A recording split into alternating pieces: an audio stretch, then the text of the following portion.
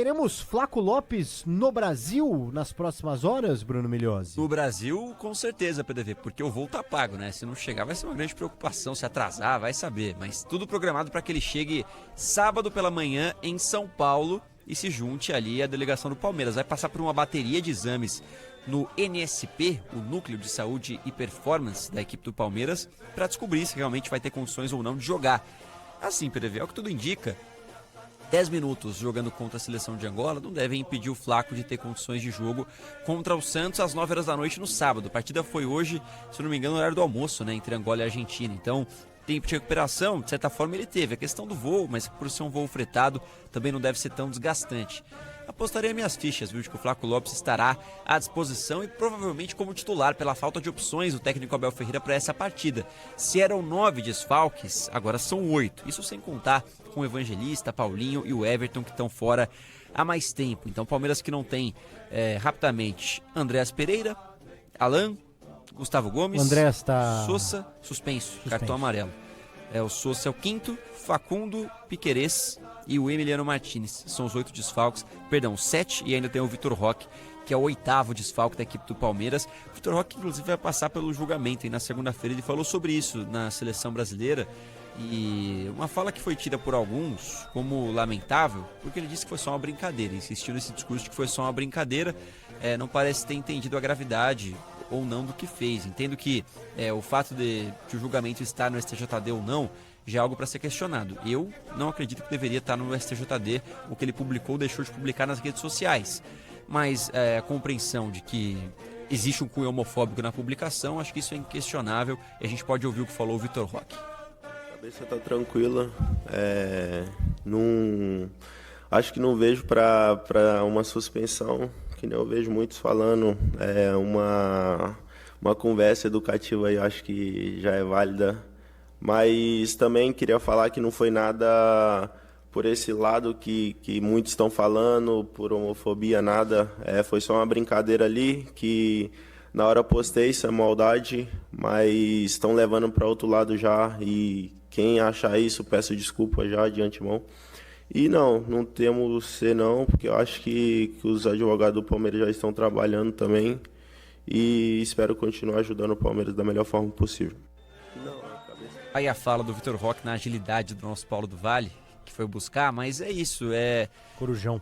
Eu não sei se o Vitor Roque pode mudar de opinião ou não com uma medida socioeducativa. Ele parece bem tranquilo em relação ao que ele fez, de dizer que foi uma postagem, que foi uma brincadeira.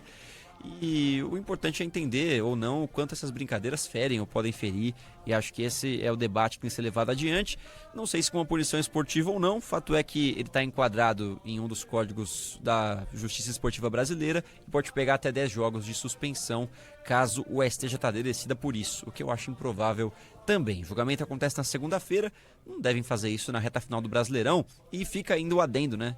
Um mês de atraso em relação ao que aconteceu, a suspensão, a denúncia aconteceu em outubro, quando o Palmeiras venceu o São Paulo, uma vitória por 3-2, então depois de um mês que temos a marcação desse julgamento. Sobre o jogo de amanhã... Ô Bruno, rapidinho, só a respeito disso, eu tenho uma opinião muito clara sobre o que o Vitor Roque fez, e que pra mim é sim homofobia. Sim. Agora, depois do que aconteceu ontem com o Bruno Henrique, seria um escárnio ainda maior se punissem o Vitor Roque dentro de campo por conta disso que aconteceu fora de campo. Se a gente ainda estivesse falando de algo que aconteceu no jogo, um ato de homofobia do Vitor Roque dentro de campo, a gente até poderia discutir uma punição de suspensão. Agora, isso não muda a minha opinião de que sim, ele foi homofóbico e que ele poderia ser punido de outras formas, inclusive pela instituição sendo multado e participando de programas que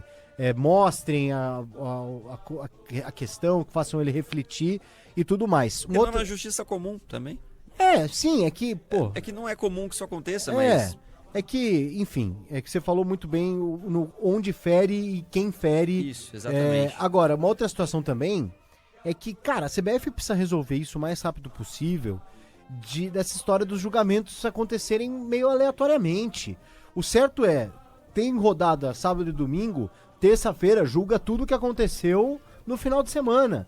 teve rodada quarta e quinta, sexta-feira, julga tudo que aconteceu quarta e quinta. Sabe o que é um ponto que gera esse atraso também, PDV? É a possibilidade de recurso, o que atrasa muito. Por exemplo, o caso do Alan, era para ele ter cumprido essa punição em julho. O Alan, que vai estar suspenso, não joga contra o Santos. O Palmeiras recorreu da decisão e perdeu. Ele foi, de fato, vai ter que cumprir a suspensão. Só que até isso tramitar na justiça do STJD, leva esse atraso. Na Europa não funciona assim, né? Se os clubes recorrem, na semana seguinte já está resolvido. Acho tem que agilizar isso, cara. De qualquer forma tá errado, Tem mas que ter recurso, eu vi gente tudo. falando que não, a culpa é do Palmeiras que recorreu. Aceitasse a punição, hoje teria o Alan. Não funciona assim. Era Não. para ter recorrido e já ter resolvido.